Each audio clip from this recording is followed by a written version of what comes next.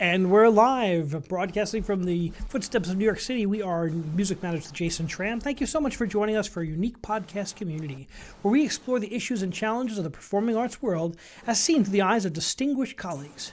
Thank you all so much for helping us reach our goal of 1,400 subscribers. We've been growing steadily, and we're very excited to bring you some of the most interesting conversations with great artists from across the world.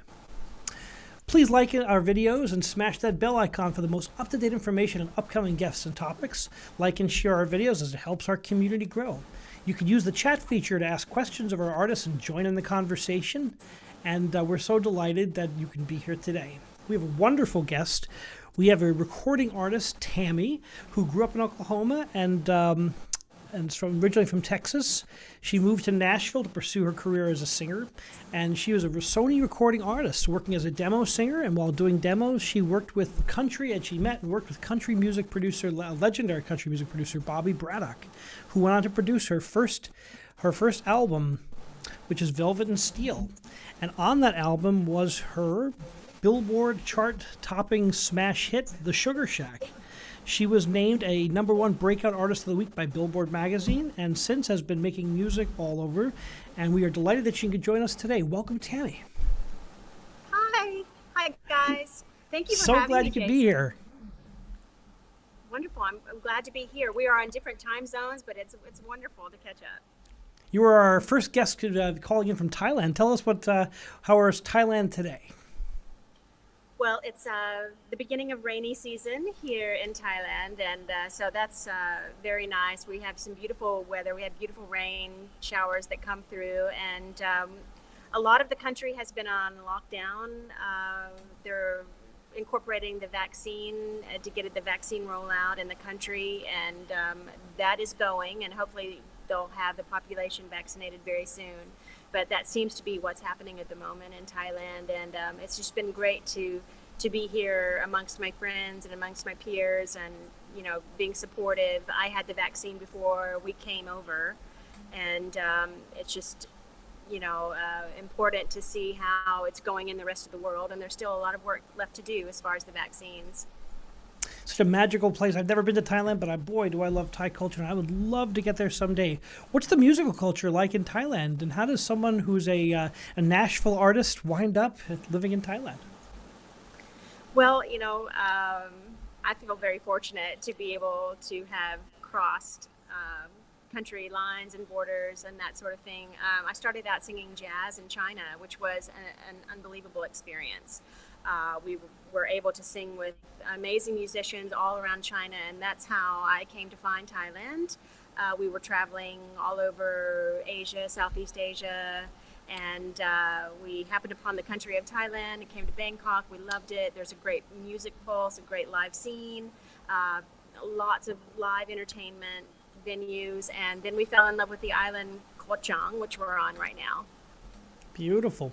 So let's go back to the beginning. Did you always know you wanted to be an artist? Yes. Yeah. Some people are born singing, right? I was, and actually I was born singing, and my mother said I probably was singing before I was talking, so that's always been a mainstay in my heart. Although there was a time that I grew up in Oklahoma, and I thought I was going to be a meteorologist and chase thunderstorms and tornadoes. So great place to be chasing tornadoes. Yeah. So what was your first instrument? Did you start writing to singing, or did you play the piano or guitar? What was your we had a experience? Piano growing up in our home, and so I would always pick out tunes on the piano, and we had just musical instruments laying around everywhere. My father is a big band enthusiast, and I learned all of the great records that would come out in the 30s and the 40s, and I still have those today, which I cherish. So he taught me a lot about just great music and great bands and great orchestras and great singers, very classic records, which I had the 78s in my home, and they're cherished. I keep them very carefully in a room, and yeah. Did you take lessons, or were you just naturally gravitated towards singing these pieces? Well, I grew up singing in church, and I always sang in the chorus at school every year. And I went to a parochial school for the first 6 years of my education, and I was able to sing, with the chorus all of the time. And in Sunday school, I always sang, and I was just really involved in singing in school. And everyone always, when you're a child, everyone's like, you're a great singer, you're a great singer. So I always felt like I had that, and I knew that I had that in my heart to keep me happy. And so I pursued it, and I went to Nashville in 1991. And what's it like getting to Nashville? You come to Nashville, and it's the center of this performing arts world and recording world, certainly. What was the scene like, and what was it like for a young person coming in? Well, it was wonderful, and it was a new experience for me, obviously. I mean, to go from Oklahoma, which is a lot of great singers and artists come out of, the country artists specifically come out from Oklahoma. And I was just going to go to Nashville and learn everything that there was, and I wanted to learn every aspect of the business. And that was the first thing that I learned, was to figure out how the business worked. And I immediately found out that publishing and songwriting were the mainstays of country music, and there were amazing, amazing songwriters and publishing houses out of Nashville. And that's how I kind of got in that songwriter circle. That's how I met Bobby Braddock and various other amazing, legendary songwriters, and the songs, that they have written through life. And to go through some of these catalogs are just priceless, to be able to listen to the music that has been created out of Nashville, not just for country, but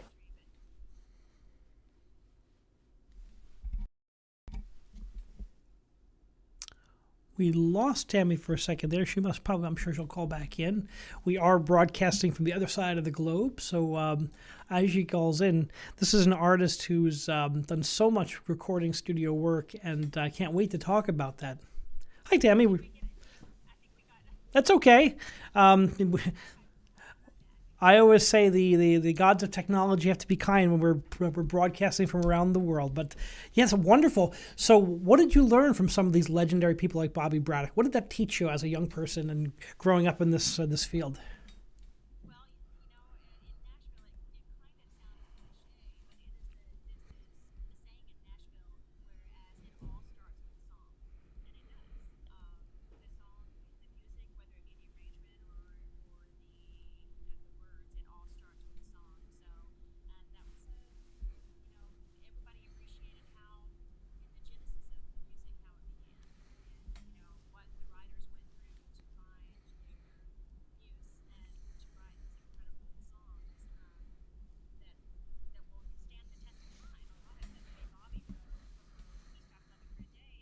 Oh boy.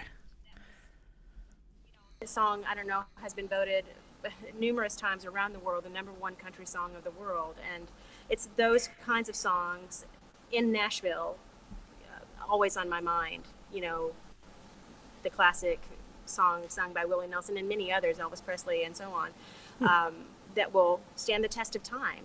And it's an amazing discovery. And I think a lot of people, when they come to Nashville, they think, oh, I'm just going to sing some songs and go in a recording studio and blah, blah, blah. Well, Nashville is kind of, you learn really quickly that you need to learn the history and where it comes from and where the music comes from, the inspiration. And I was very, very lucky to start doing demos for songwriters in major publishing companies, Sony and EMI now, and Opryland Music and all of that. I did many demo sessions for great songwriters, and that's how I learned. And you make those connections. How long did it take to establish yourself in Nashville? Oh, several years. It's, they always say overnight success, but any overnight success is not an overnight success, because they have typically done their homework and have been able to, learn the tricks of the trade, so to speak. But I went in when did I go? 1991. And I signed my development deal in 2006. And we started recording our album, I think, in 2007. I mean, so that's many years. Yeah, it takes a long time. It does. And, it's a here process. I am. It's 2021, and I had my debut album in 2015. So let's talk about that, Velvet and Steel. And was that your first one, Velvet and Steel? Is my first full length, LP. And it was a tremendous, I'm so happy it was my first one. We had recorded, I think, 9 songs with Sony back in 2007. And we had some great cuts off that. It didn't come to play where they released it as any singles or anything, but that was a great process. And I am so thankful that this record came to be the first one out in Into the World, because it was a very special time.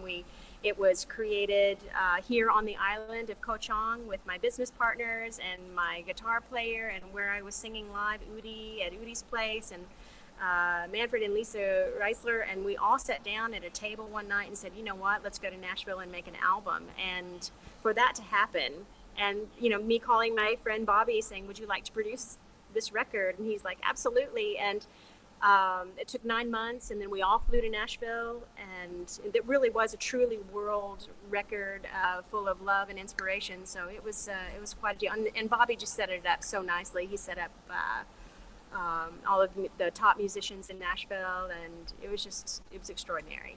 Describe the process of putting together something of this magnitude. You've done lots of recording and you were practicing for years.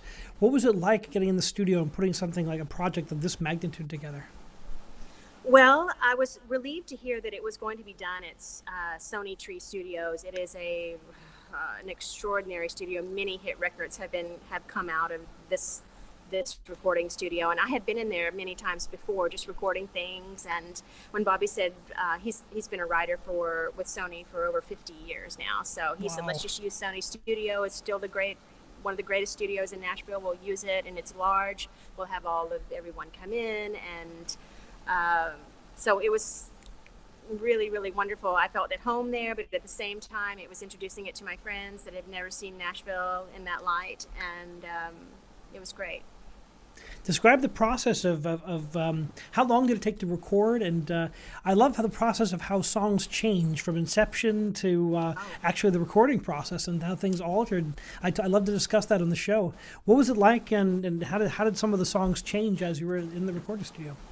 Well, there's so much to say, and just the questions that you just asked right there. I mean, there is the recording process is amazing, and it takes a life of its own when it goes in there, and every recording process takes a life of its own, because you can have it all set up, but then the musicians bring another life to it.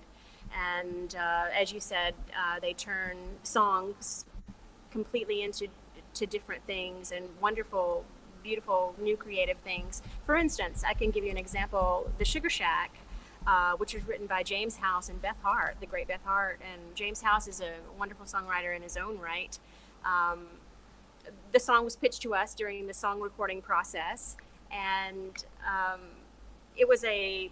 Beth had sung the demo on it, and it sounded like a blues chain gang kind of thing, and it was just very bluesy and rhythmic and everything. And so I don't know if I was in Nashville at that point, or maybe Bobby sent me an email. He said, I'm going to make that song a disco.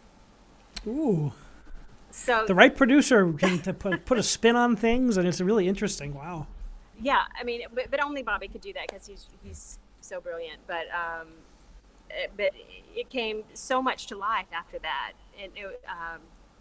And I never envisioned it as that, because I was loving the demo version of it. And he's like, no, we're going to make this a full-fledged disco, because it's going to nod back to the different genres of the blues. So he hired strings, he hired all the orchestral parts. We had a jazz band that came in, jazz musicians that came in and played, but also blues musicians that came in, and the top A team in Nashville. And it was just so extraordinary, and all horns, everything. Yeah, it's quite a really great chart, and boy, the success of that chart. When you record a song like that's got such life after you release it, did you have an inkling that was going to hit that big? No, in fact, there are 13 songs on the record, and of course I love every one of them, and they're very specially selected. They were very, very specially honed and just very selected, and Bobby actually put the album together to go in sequence. It's a concept album to where, like, you listen to it from the beginning and go all the way to the end, and that it gives you a journey into the soul and blues. That was his concept. And he calls it a compendium of blues. So I I certainly didn't think that was going to be the first cut, the first single. And when my team said, we're going to send this to radio, we're going to send this to, get it charted and send it to have dance remixes made and everything, I was floored because I didn't realize it would happen like that.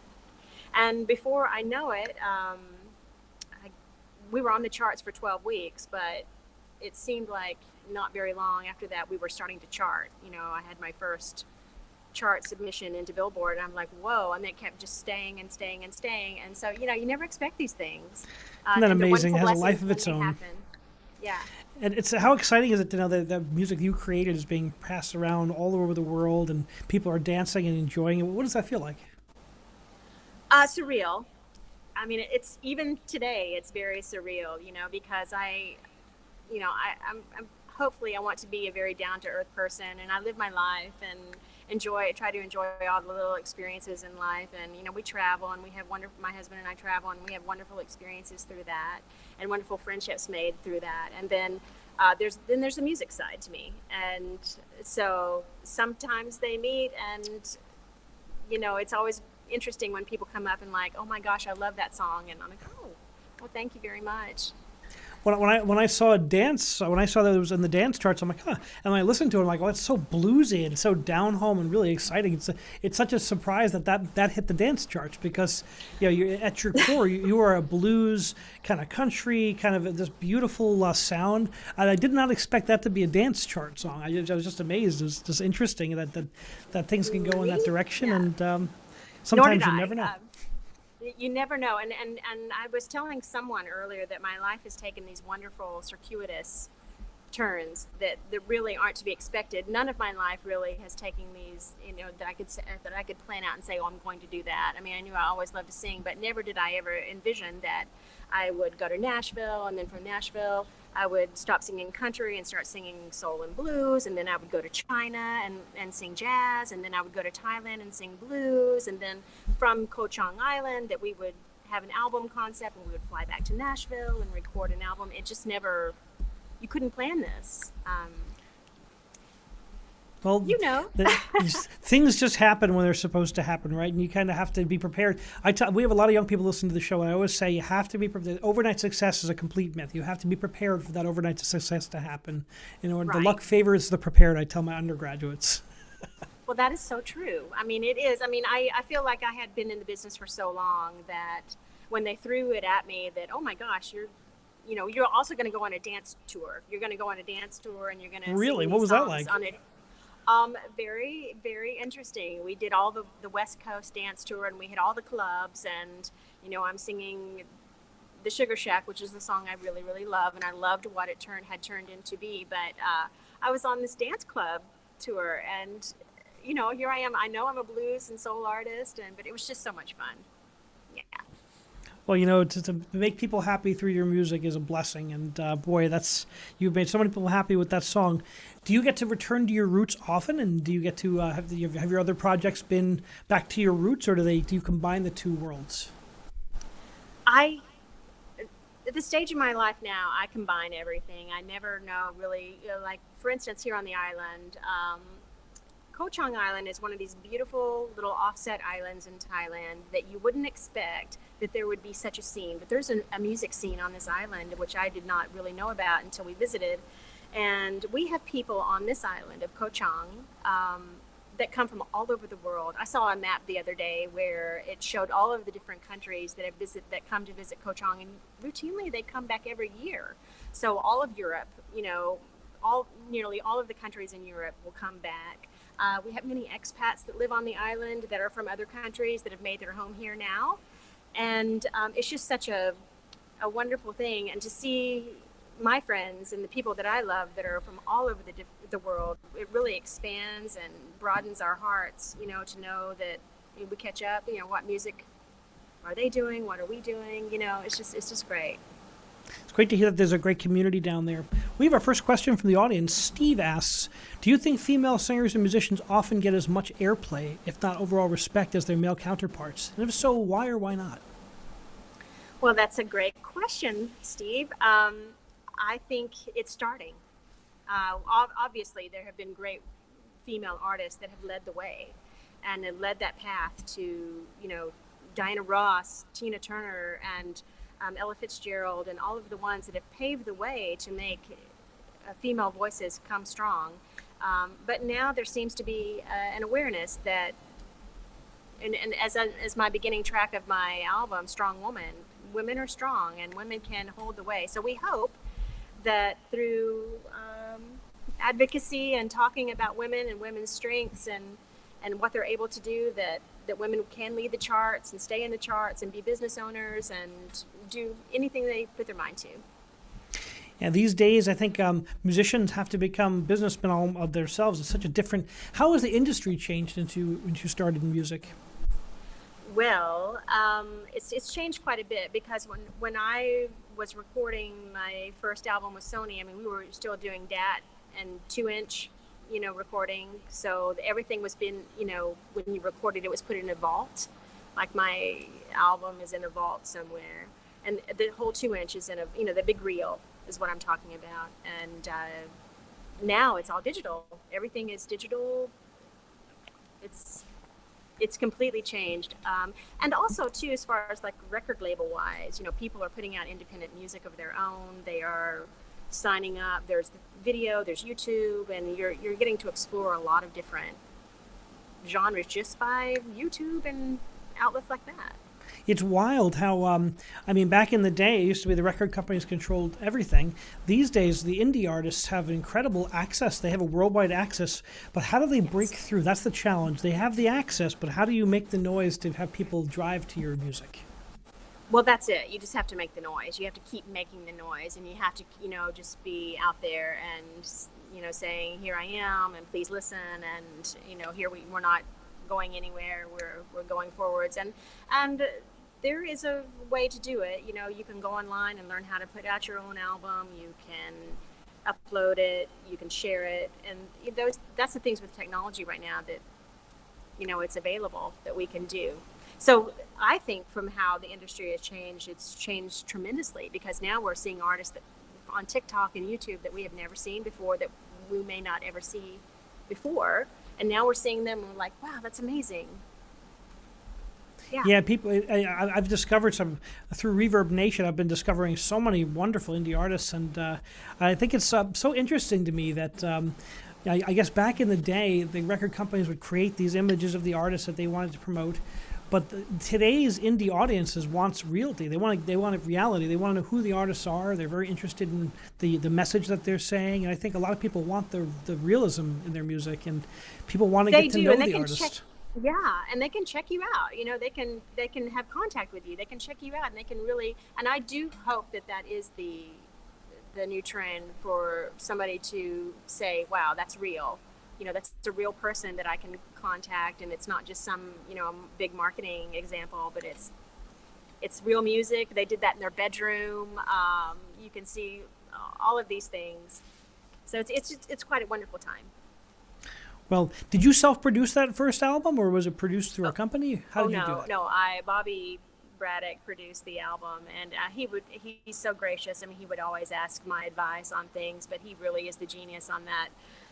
He had it all in his head before we all reached Nashville, and again, it was a wonderful thing to have everybody come for this album, to come to Nashville, come to Lisa and Manfred are from Germany, and they have a wonderful theater in Germany.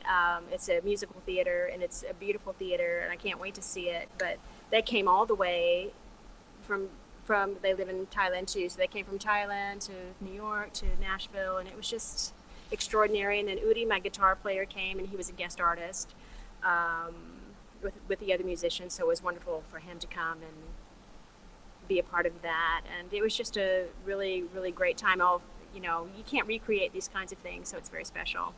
I always tell my students and the people I work with that music is like an amber that captures everything that's going on in society around you, whether it be Beethoven or whether it be that album you put together. What is it like to listen to the tracks off that album, and does it take you back to those places? It does. when I do hear it. I love hearing, all the little inflections that the musicians put on, and I can still remember, like, if they went in and did a quick overdub, I can still remember, how that happened. And we lost 2 musicians off the album that passed away, and so I feel very grateful that they were able to come and be a part of the album, and it was just a wonderful time. How long did it take from beginning to completion? Oh yeah. Let's see, we tracked for 2 weeks. So we had a solid, 2-week tracking session where we would go in every day. And then after 2 weeks, then I went in and did a week of vocals. I don't think it took even a week to do that because we already had a lot of scratch vocals, the beginning vocals that you put on. We already had a lot of that already in the can. So we just went in and just kind of nuanced everything, and I think we finished ahead of time. And then the mixing process, I have a wonderful engineer in Nashville named Jim Deneen.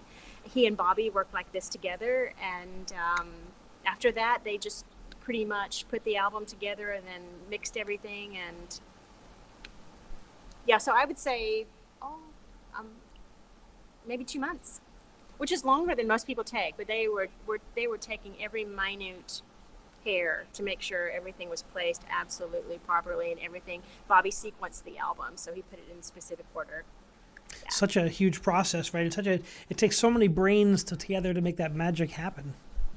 Yeah, and sometimes I feel like, I don't know if anyone can even hear all the appreciation that I'm hoping it transcends that way, because there was so much work that went into specifically to this album that I know, and so much tender care that was taken on every little inflection, every little instrument, every little sound.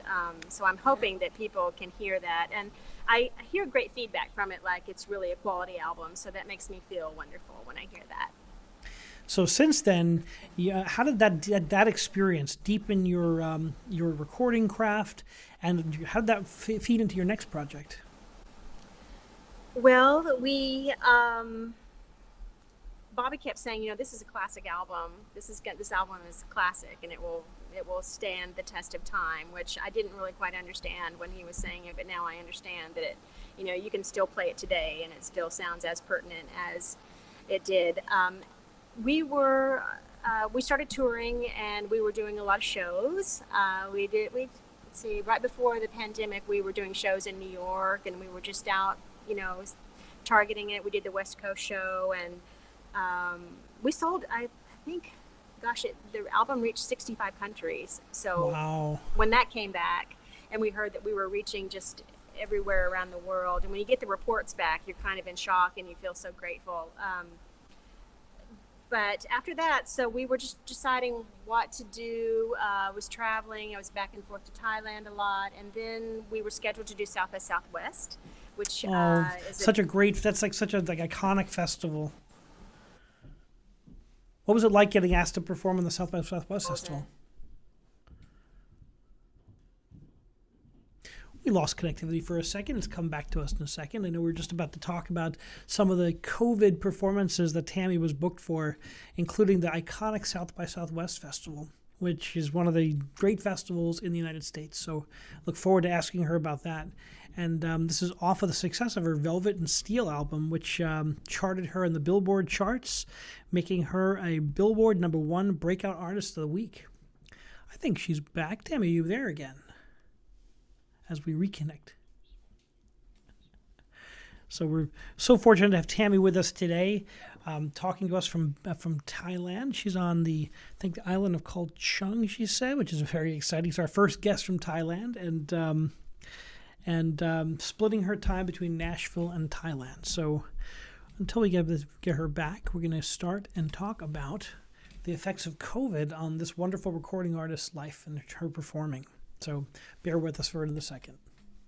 Stand by.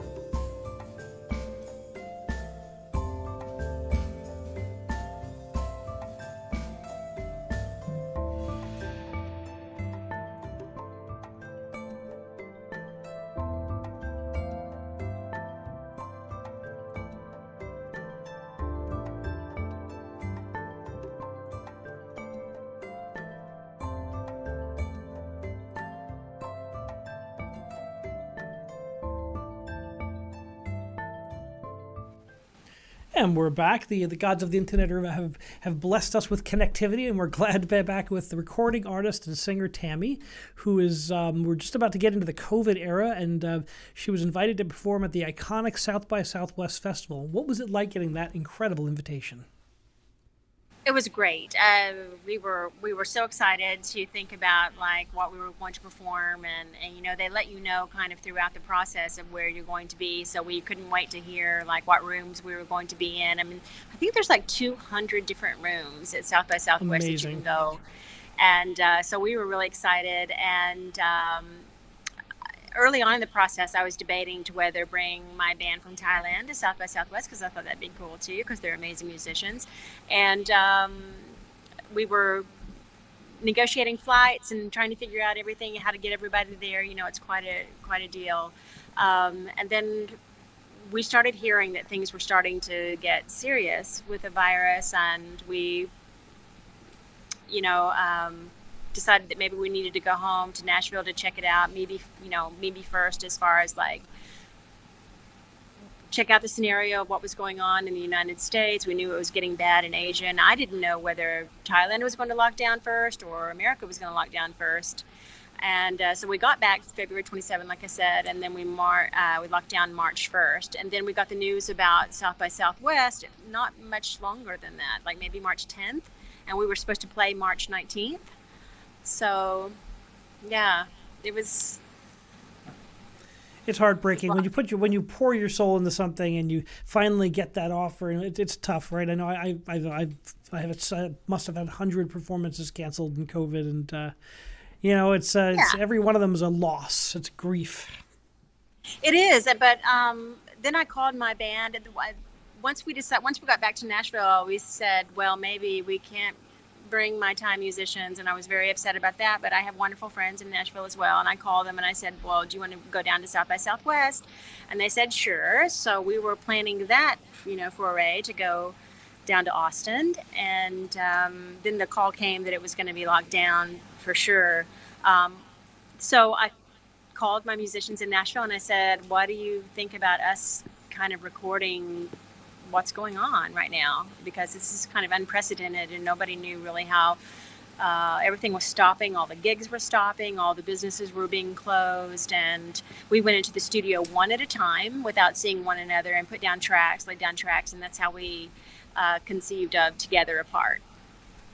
So tell us about that process. So Together Apart, I can't picture a better metaphor for life during the COVID era, right? That's such a prophetic and you know, it was a symbol of society at that time. What was it like? What's that process like? I know you're probably used to recording in the studio live with your colleagues. What was it like doing it separately? Well, you know, it kind of went in stages, because I thought, well, maybe South by Southwest will have some sort of video live or something, so we better record what. At first, we were going to record what the set was going to be for the live show. Unless we'll just go in and do what our set is going to be.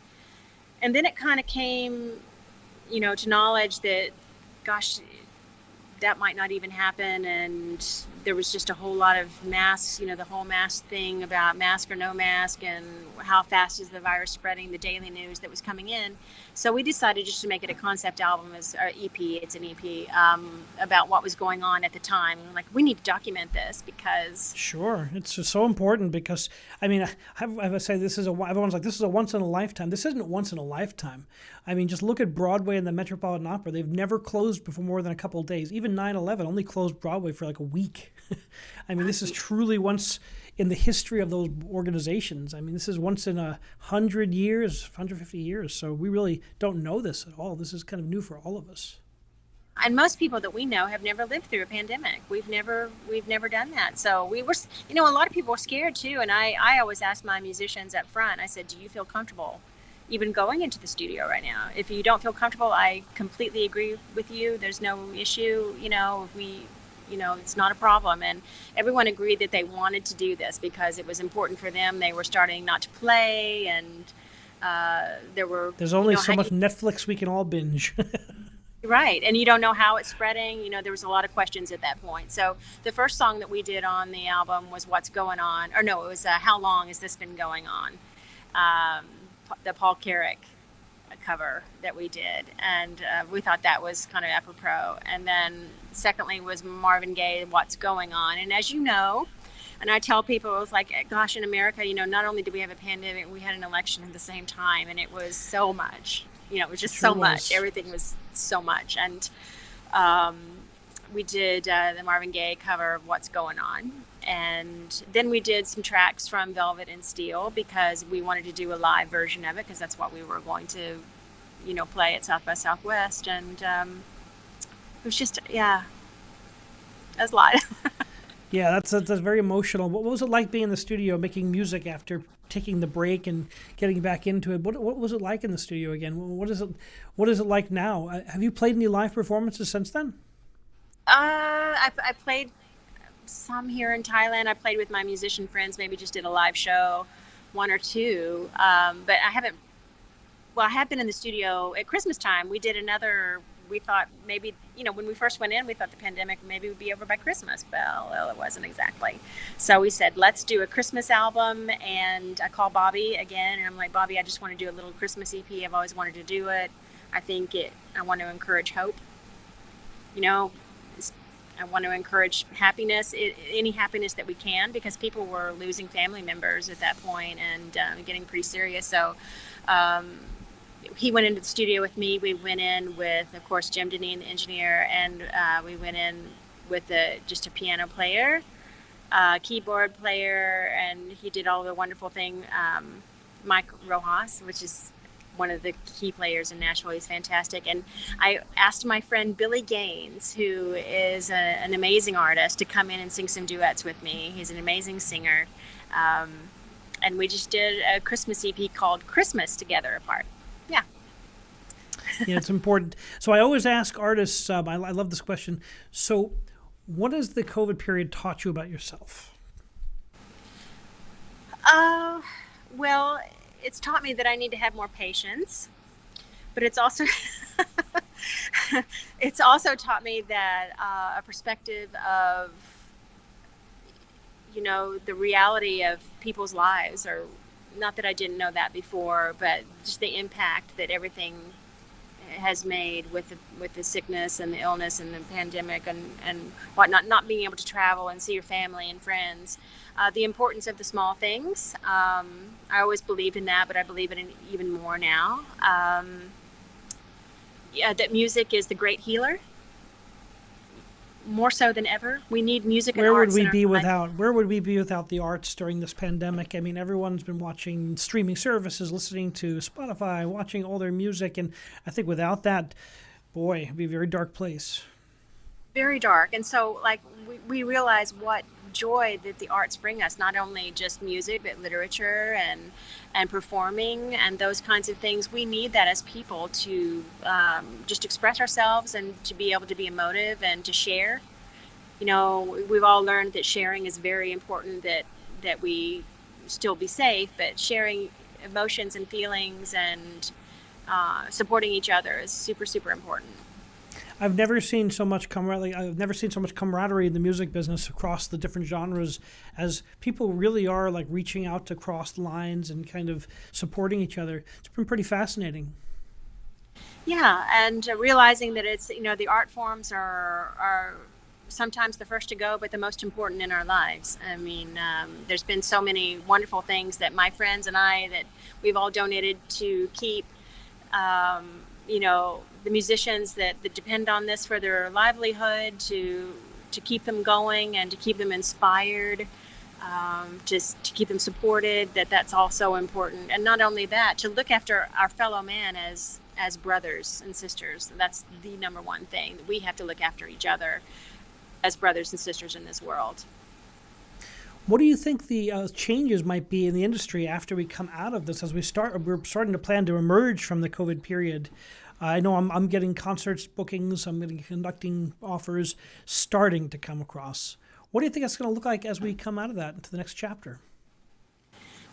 I was just talking to someone the other day about just the mental awareness of what has gone on. I think that the art will be deeper. I think we are going to reach into a deeper place, because we realize how valuable this is, how valuable human life is, and how valuable the world is to, and how valuable we are to each other. So I think even the bright light to that is that art can be deeper even, and more touching. And I think people know that, that it's really something that we're going to want to express, and say, hey, we care about one another, and we need to care across the world, not just in our own little corner, but we need to help everybody. And I'm hoping that's what the general consensus is, of course. History has proven that that the art is our mirror to our souls, and that after great national tragedies and after great bouts of disease in the past and war, that art is the way that we come to terms with these challenges, and that's the way we express ourselves, and that's the way that society has always kind of got out our emotions. And I think we're going to see an outpouring of great art, both in the classical sense and in the contemporary sense. Yes, all genres, all forms of art. It's never more an important time to say, hey, we're there for each other, and this is what we went through, and this is what we've learned about one another, and how because really, to see something on this level when you just think it's gonna stop. I mean, at first when it started, nobody knew. Maybe last 4 months, 3 months, we didn't know. The news was coming and going. We didn't know. And now to understand the concept and the breadth of everything, and how many people have lost their lives, and just all of it, it's an awareness that we're going to be resilient, but at the same time also very caring, and understanding that life and music and art and just each other are important.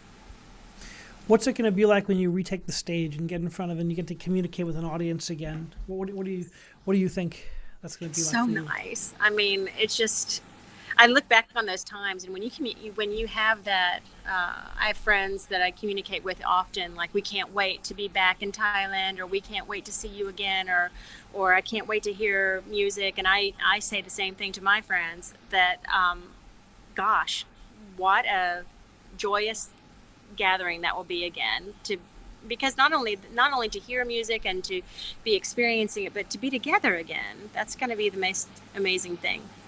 I've been rehearsing with 2 choirs every week, my university choruses and my orchestra, all via Zoom for the last year and a half. And I can't wait to get humans in front of me again. Orchestras, singers, opera singers, the people I collaborate with. And I just can't wait to be in the room with these people again.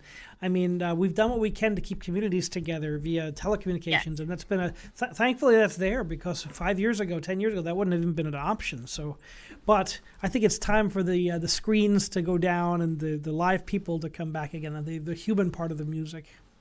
You are so right, and I think it's that human element that we're all going to be so much more appreciative, and the art forms are so much more appreciated now. So, I think we're on the track. We just need to get everybody up and running again, all countries back and running, because the reality is that the world won't come back until the rest of the whole world comes back. So we may be fine in our country, but because we can travel, and because we do travel, and because we're now living in a global environment, that everybody has to be up and running again. And that's the knowledge we have now, that's what we need to do. Who would have ever thought that that something like a virus across the world would become this ubiquitous and just travel so fast? But it is truly a global society, and we have to treat this globally. It's not just one country, another country. It goes across borders so easily. Yeah, and just you and I talking, I mean, this is a gift in itself, because who knows if we would ever have met in other circumstances, and now we're able to reach miles across the world and talk about things and experiences. So there's beauty in it, and we also have learned great lessons and know the important things that really we value in our life, our family, our music, our art, our human kindness to one another. Those are the things. Those are the things that matter in the end, is the connection with our people we love, and bringing the joy and the passion of our art to people, and that's why we exist. Tami, thank you so much for joining us on Music Matters today. How can people find out more about your work, and where can they go to learn about your upcoming events as they emerge? Oh, wow. Well, my music is on all platforms. It's on iTunes and Spotify and Amazon and all of the things, and that's great. And I would really appreciate it if you checked it out. That would be wonderful. But also, if you just want to communicate on another level, I'm on social media, of course. I mean, Twitter, Facebook, Instagram. So, and maybe can you drop those links, or I can? Absolutely, absolutely. Thank you. We'll put them in the chat feature. So are you going to be performing in New York upcoming?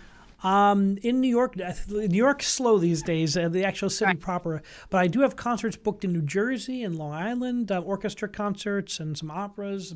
It's starting to emerge again. I'm the music director at Ocean Grove, which is a 6,500 seat theater and church that I'm the music director of in the summers. It's a summer venue on the beach, and they're doing the full season. So we will see. It's going to be interesting. We're going to be singing with masks on, but it's going to be live. So that's a start. That is great. Well, I hope everybody checks you out because you've been a wonderful host. Thank you so much for having me. Well, I appreciate your time and continued success and making beautiful music, and I can't wait to see you on the stage. Thank you, Jason. Take care. Bye. Thank you for joining us on Music Matters with Jason Tramm. Please remember to subscribe to us on YouTube and smash that bell icon for the most up-to-date information on upcoming guests and topics. We have a wonderful guest this coming Sunday at 2 o'clock Eastern Standard Time. That's this Sunday at 2 o'clock Eastern Standard Time. We have the acclaimed European punk. This is a Irish folk/punk band who is headlining all over Europe, over 700 live performances, and they've won 2 Hungarian Grammy Awards. This is Firkin. So check them out. They look like a lot of fun. They have a new lead singer who'll be on the show. So thank you so much, and remember, keep music alive.